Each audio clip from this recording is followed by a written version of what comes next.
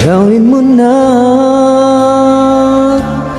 kung ano ang nararapat.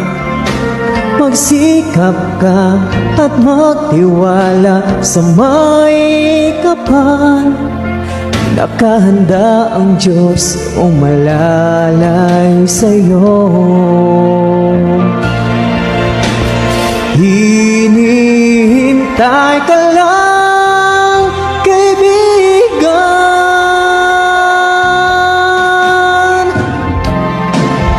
Sikapin mo, pilitin mo, tibayan ang iyong puso. Tanging ikaw ang puhubog sa iyong bukas.